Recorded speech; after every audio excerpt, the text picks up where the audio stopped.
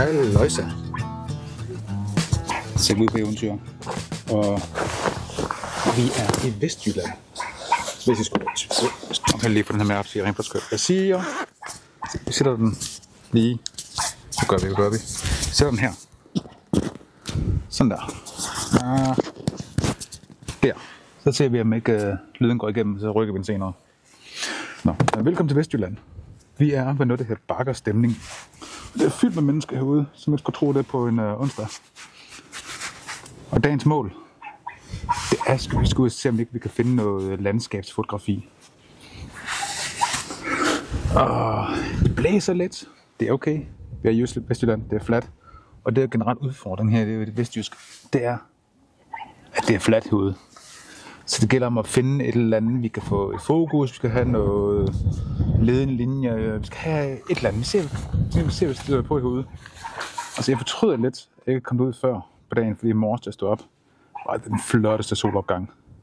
Den skulle jeg have haft. Men næste gang vil jeg gå til ringe lidt tidligere. Så få noget varmt tøj på, pakke tasken, og lad os komme afsted. Det er jeg spændt på, hvor mange mennesker, der kommer til at være herude egentlig. Der kommer skidt her.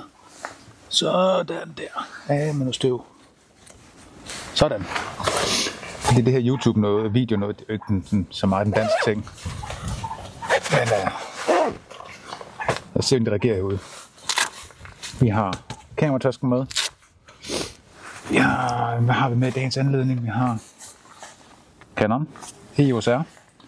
Den er ældre dato, men det er stadigvæk 30 eller 33, 30,1 megapixel. Og det gør det faktisk okay i dag. Jeg har lavet store print med den her.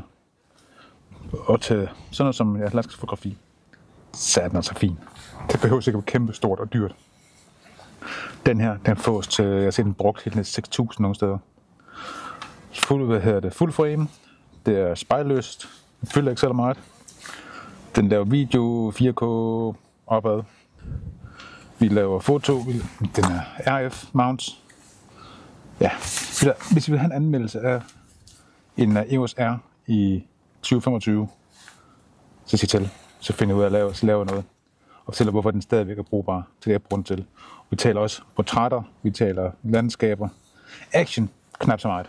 Men det er den her. Og så har vi så den her. Vores RF 2405 F4. Og det er, jeg bruger den faktisk rigtig meget. Som den F4, så jeg ser landskab, gør den faktisk godt. Fordi det er sjældent, jeg skyder under F4 på landskab alligevel. Den er skarp. Den er alsidig. Vi har fra 24 til 105. Så vi har et godt spænd. Og jeg synes faktisk tit, zoomlinser kan være godt til landskab, så man hurtigt kan tilpasse. Og så har vi en Goodies 70-200. Den bruger jeg rigtig meget. Også til landskab. Nogle gange kan det være fint at få den kompression og få billeder presset sammen. Det kan noget. De forskellige filtre. Så det skulle blive aktuelt. Og så har vi selvfølgelig den kære drone. Skal vi se, om vi kan få det stoppet ned i tasken her. Det er ikke sikkert, at dronen kommer op i dag. Fordi, som sagt, det blæser lidt, og det er minien. Men den er altså god til at lave lidt b-roll, lave lidt video med. Og man kan faktisk også lave en god pano. Det her et pano, jo. Store billeder, og så sammensat af flere billeder. Pano shots, tror jeg det hedder. Med fancy ord. Det er den faktisk også god til. Og så den kan print til kæmpe print. Så er den faktisk helt okay. Jeg bruger den del. Ikke så meget som jeg gerne vil, men ja. Og det er jo også en af grundene til, at jeg faktisk har taget herud til bakkerstemning. Fordi omkring Ringkøbing Fjord, er der rigtig mange no-fly zoner. Og her er det faktisk områder, hvor man kan flyve. Og så har vi selvfølgelig den fine træfod her. Stativ, hvis vi får brug for det. Så lad os komme derud ad og se, hvad der sker. Jeg skal se, om vi kan se den her lidt mere hensigtsmæssigt. Nej, det kan vi ikke. Ved I hvad? Den sidder der. Det er jo totalt blogger i YouTube-agtigt. Lad os komme afsted.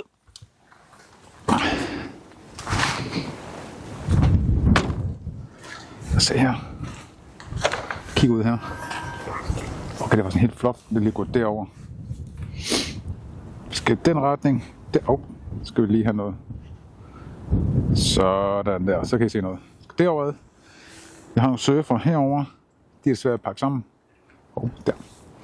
De er svært at pakke sammen. Dem havde jeg håbet på at få med billedet. Sådan ud for vandet, og den var indad. Men skal vi se. Ja, I må bære over med mig. Det bliver bedre med tiden, det melder video selv. Bilen er låst. Vi skal afsted. Hvor skal vi helt ned på 16 km? Der kommer ind i billedet. Og endelig i filteret. Ja, skal vi se mig. Nej, se, der kom jeg. Sådan. Så, lad os komme afsted. Ude i det blå. Men naturbilleder. Lad mig starte med at fortælle, hvem jeg er. Mit navn er Benny. Jeg laver video, foto, forskellige art.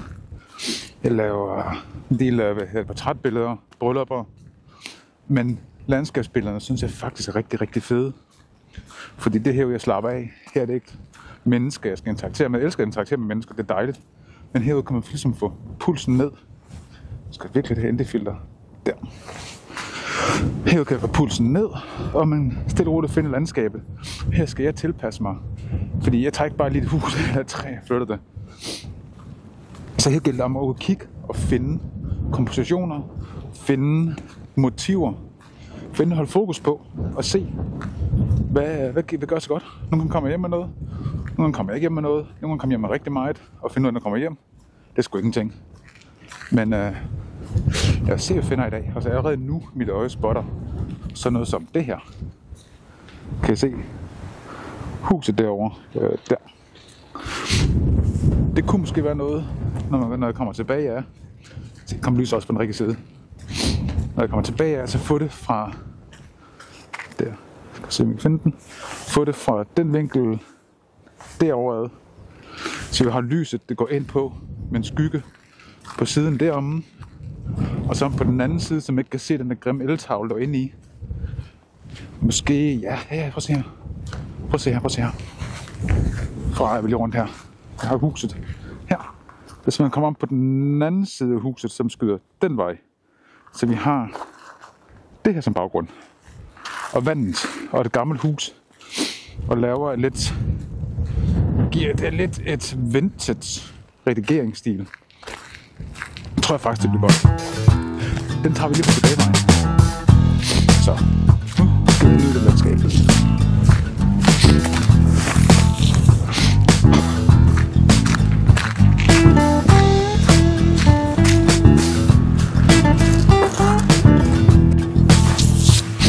Nu skal I se her, hvad jeg har fundet herude. Jeg har en god sol heroppe. Den er rimelig smæk på den. Men det gør også med noget lys. Jeg ved godt, at mange siger, at man skal skyde, når solen er højst. Og klokken er et eller andet bare arm, omkring 10, tror jeg lige nu. Men hvis man arbejder med lys, i stedet for at tage det som sin fjende, så finder ud af med nogle skygger. Vi kan lave en skarp skygge, vi kan lave noget hårdt. Vi kan lave noget god lag.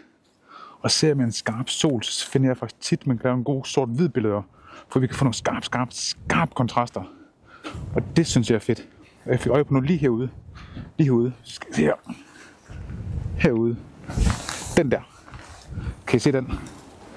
Lige der. Den der. Samling af pinde. Noget fisk. Jeg tror, det er sådan nogle pæle, man sætter ud i vandet. For at markere områder. Og dem kunne vi lave noget fedt med. Det går vel helt ud. Det kan jeg jo tage billedet. Det vil jeg lære længere op. Men de her. Og så allerede bare her. Egentlig med en hvidvinkel. Det er nede på 16 mm. Vi har solen herover. Hvis vi sætter den herover, hvis vi sætter mistfilter på, så vil vi få sådan en helt glow, bloomy effekt med lidt ekstra hvidbelangsen sat. Så bliver det spændende, men tager vi den herfra stien i stedet for, så vi får den lidt på afstand. Får den lidt i fokus til, at det er vores subjekt i billedet. Vi har lyset ind fra siden, så vi kan få noget detaljer med på den, og så skyder den måske... Jeg ved ikke helt, om vi skal op i 200 mm, men det ser vi lige, når vi kommer derhen. Tror jeg virkelig, det kunne et eller andet. Kommer vi over på den anden side igen her. Sådan. Nej, vi skal faktisk blive herovre, fordi det har jeg lært de fancy YouTuber. Når vi skyder videoer og sådan noget, optaget på skyggesiden. Vi har solen ind herovre. Vi her skal også få lidt glow. Men får vi lidt for meget mere dramatik. Det kan vi godt lide. Jeg undskylder allerede. Der. ND-filteret. Jeg har et variabel ND-filter. Se, hvordan lyset kommer bag fra mig her. Det er totalt cinematic. Det kan ikke blive federe. Og vi kan også lave noget her. Igen, se her. Zoomer her. Vi har den dernede. Vi har stien her. Så vi har nogle ledende linjer. Jeg ved ikke helt om det her zoom ind og ud, hvor godt det gør så. Det finder vi ud af i redigeringen, når vi klipper i videoen. Men nogle ledende linjer fører ned til den her nede. Man kunne lave det med dronen. Det kunne være fedt. Vi har nogle hus lige herovre, vi skal være opmærksom på. Men lige herfra, det tror jeg altså virkelig. Det her kunne blive fedt. Så, hæng på 2 sekunder. Så skal I bare se her. Jeg tror, jeg tager en håndhold. I burde gengæld derimod stå på den her. Men næste sted, så skal jeg nok komme på en 3-fod. Så kommer jeg mere op i højden. Men, nu skal vi se her. Vi har et fint kamera. Et objektiv. Bum. Med lum.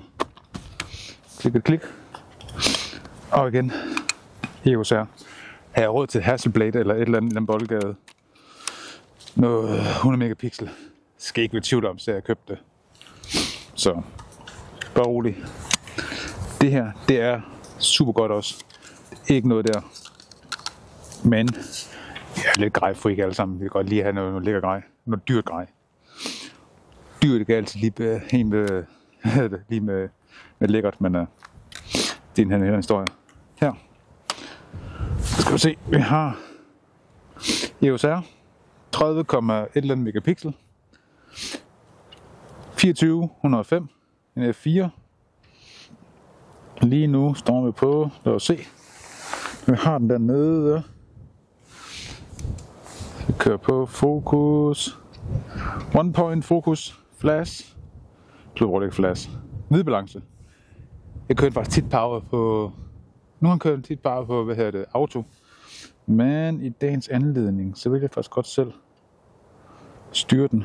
Så vi kører 5700. Det er det gode hvidbalancen. Vi skyder war, så kan vi altid redigere den efterfølgende. Lad os se, hvad har vi? Vi skal faktisk F460. Vi går faktisk helt op på 500 del F5. Og så sætter vi den. Hvor skal vi sætte? Hvor skal vi hen? Der. Nederst tredjedel af billedet. Klik. Men det er godt. Der. Det er sgu lidt sjovt det her med at gå op til sig selv. Går her med kameraet i straktarm på den ene side og lader som ingenting. Og vi skal se naturligt ud. Og alt som ved jeg godt. Det er kun mig. Så det er mig, der holder kameraet. Det er mig, der går op til at... Så, men nu skal vi lige være cinematic. Vi skal lave YouTube. Vi skal være ægte. På den skal være fake på den ægte måde, så det skal se... Det er bare, lad os have det sjovt. Lad os have det pisse sjovt. Og lave noget fedt. Det er vejen rundt. Det er autentisk. Se. Whoopsie. Hvor vi er henne. Værsgo. Velkommen til Bakker Stemning. Naturens rige. En cykel rundt. Ringkøbing Kommune.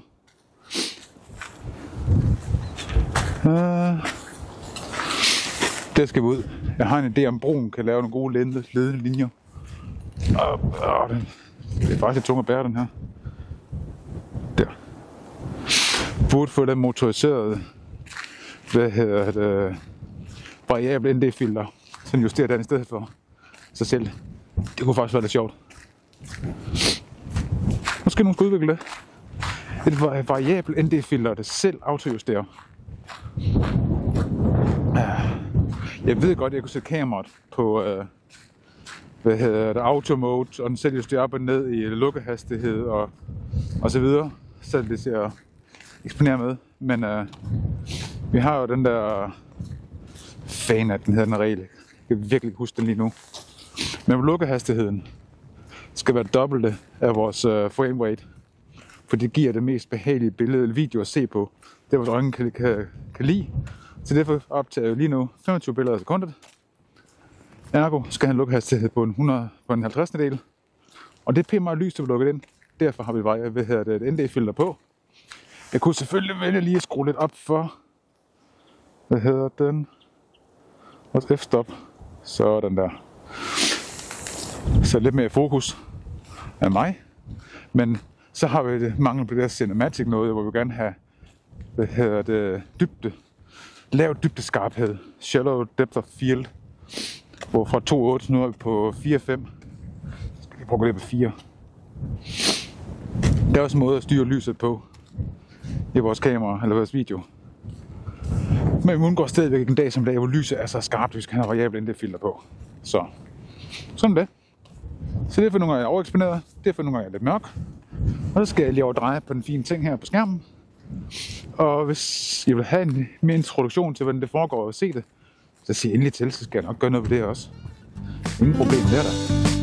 Det er det mindste.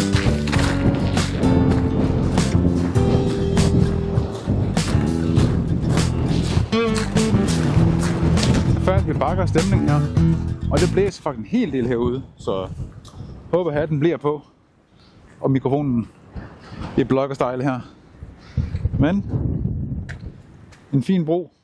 Du kan se her bag ved mig. Kan jeg få den til at fokusere? Der var den. Og så skal vi lige til at gå ud af det igen.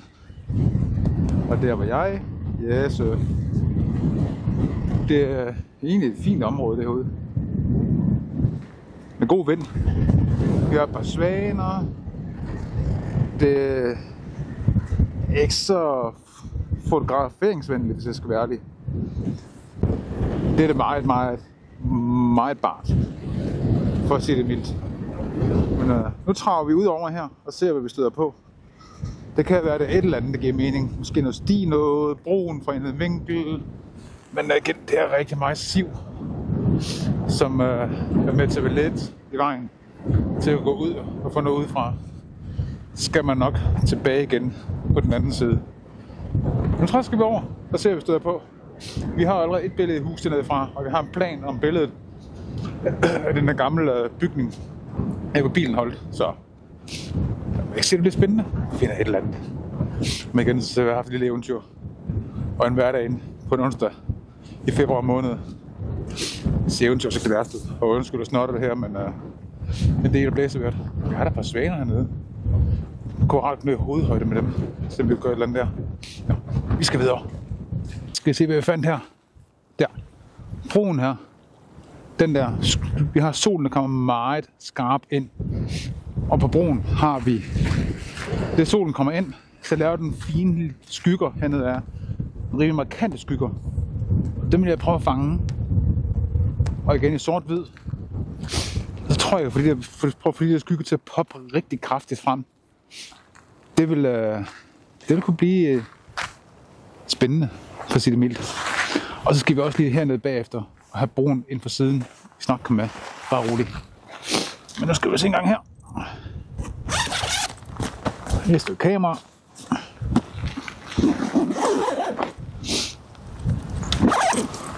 Og erfaring, når vi lægger min kameratas fremme, luk den altid. Enten står den helt åben, så vi kan se den åben, eller også er den lukket og lynet.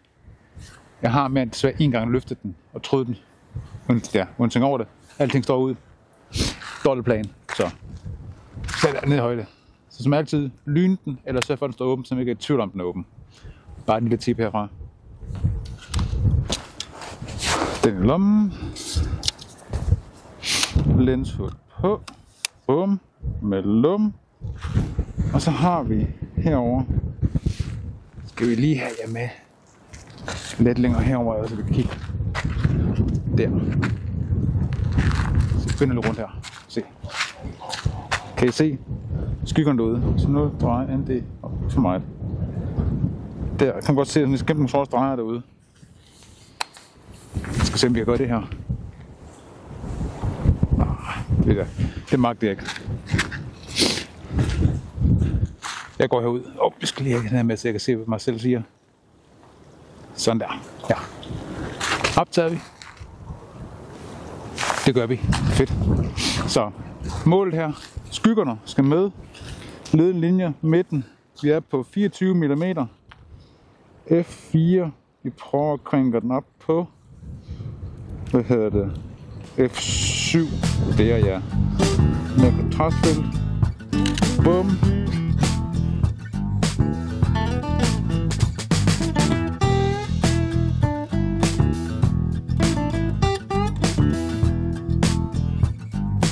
Sådan der.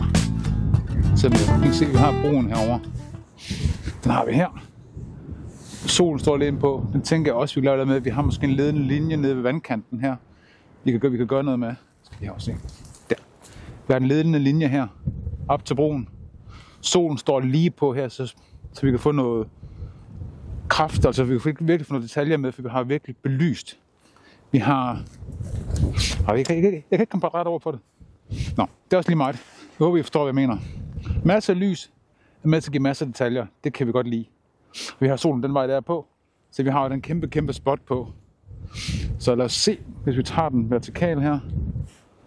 Så starter med at lave en vandlinjen, som er ledende linje op til. Der ja. Og tricket her er ikke at få min egen skygge med. Der. Vi kører på 35 mm. Skal jeg dreje sådan der. 35 mm. 400 del F8. Broen i fokus. Bum. ISO 100. Bum. Det er fedt det her. Lige herovre. Lige herovre.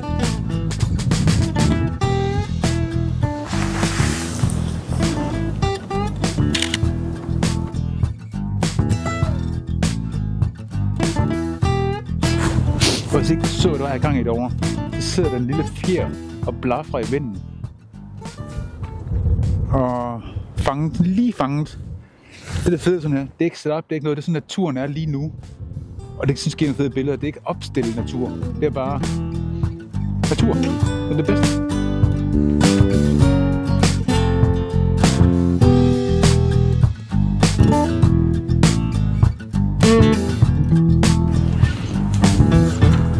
Så kommer vi frem til huset her, som vi har derovre. Jeg tænker, vi skal herud, så jeg får det ind, sådan så vi får bilerne, huset og skiltet derovre, så det kommer væk. Så jeg er på stativet her, så det er lidt lidt situation, når det går med, fordi den er sgu lidt høj. Nå, men vi skal herud. Jeg kan se alt graffiti på derovre, som kunne være det fedt. Jeg har min 70-200 på, stadigvæk, for at få noget kompression i billedet. Og okay. Og her vand. Det er faktisk pænt meget vand. Og se om vi kan få sat her. Bum. Med lum. Jeg undskylder for den skæve vinkel, men underlaget her er sgu sådan lidt blødt. Og jeg skal ikke stå her for længe. Det kan jeg godt se. Fordi så får jeg alt for våde fødder. Lad os se, hvad vi kan her. Og 200 mm. Vi kører 100 mm. Hus. Okay. Det bliver igen en exposure stacking her, fordi vi har rigtig meget kraftig baglys. Men tager jeg billedet, tager jeg det fra den anden side, så er det ikke særlig kønt, huset. Den side her, jeg have det fra, det her om graffitien er. Så hvis jeg skulle optimalt, så jeg venter til solen var på den anden side heromme.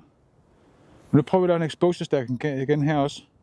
Så jeg tager billeder fra overeksponeret til undereksponeret. Så jeg tager en 5-6 billeder fra lys, mørker, til det perfekt eksponeret heromme. Og så lige på tak, mørkere igen.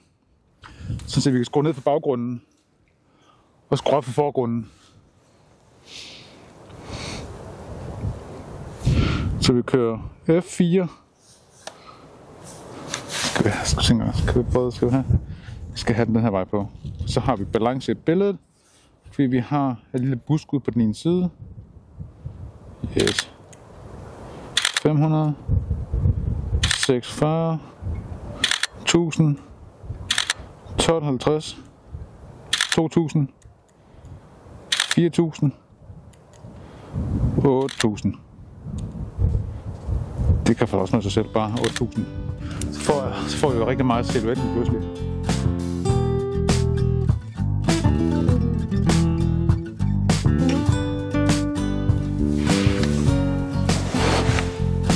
Så jeg styrer den dronetur. Det bliver ikke. Det blæser simpelthen for meget i dag, synes jeg. Det er ikke i dag. Vindmøllerne kører godt derude. Og det rusker godt allerede hernede, så tør jeg ikke tænke på, at det sker deroppe. Så næste gang kommer noget med, men jeg vil gerne sætte snack til. Altså en dag som i dag, hvor jeg har tiden til bare at gå ud og fotografere. På mine præmisser. Fordi det ligesom er på naturens præmisser. Det for mig er det afslapning. Og det er sgu tæt på mindfulness. Også selvom jeg laver videoer lige nu. Og det er den første. Jeg har lavet YouTube-videoer før af forskellige arter. Det har været meget blandet kvalitet. Det har jeg lavet noget på engelsk, jeg prøver at lave noget på dansk, jeg har lavet det forskelligt. Der har aldrig rigtig været en kontinuerlig plan i det. Så det prøver jeg nu, og jeg var meget også i tvivl om, at skrive det her på dansk eller engelsk. Fordi det er det helt sikkert større marked på det engelske marked. Jeg tager engelsk. Men det er der også rigtig mange af. Jeg ved ikke, hvor mange danske natur- og landskab. Ikke kan man naturfotograf. Jeg ved ikke, hvad jeg vil kalde mig, fordi jeg skyder lidt det hele. Natur, dyr her, så synes jeg er hyggeligt. Det er afslappende. Det er på mine præmisser. Det er, når jeg har tid og overskud, så vil jeg det til det. Så tager jeg ud. Nogle gange kommer jeg hjem med noget, nogle gange gør jeg ikke. Det er ligesom et eventyr, turen i det. Jeg fotograferer også mennesker, og det synes jeg er super sjovt. Men det er jo en helt anden situation. Nu skal jeg huske på kameraet og ikke skærmen derovre. Men det er jo en helt anden situation, når man må fotografere mennesker. Det er jo, jeg har et produkt, jeg skal levere. Det er en kunde, som forventer at få noget. Så jeg er mere på. Jeg er sikker på, at jeg skal levere. Og så jeg tror, at fotografere med et mål og en plan. Jeg ved, at jeg skal de her billeder, dem skal jeg have i kassen, og de skal sidde ordentligt. Første gang, helst. Jeg skal i hvert fald lade dem jeg afleverer, skal sidde i orden. Så det er lidt mere arbejde i det. Men det arbejde, jeg synes er sjovt, vil jeg mærke. Det skal lige være mente. Om det er modelfotografering, eller det er bryllup og konfirmationer. Det er sgu lige meget. Det er interaktion med menneskerne, og det er det der med, jeg ser bryllupper. Som er det hele dagen. Fange glæden, fange stemningerne med bordene, med menneskerne, der går rundt. Den der fluen på væggen-agtigt. Det synes jeg er fedt. Den glæde, jeg ser andre har, den varmer mig. Og jeg kan få lov til at være med til at forevige den her dag, som jeg også skriver på min hjemmeside.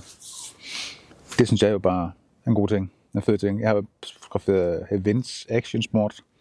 Det er lidt mere eventyr action. Altså motorcykler, biler. Det er også lidt ligesom natur. Det skal man ud og finde godt spot og forudse, hvad sker der her. Der kommer der mennesker herovre.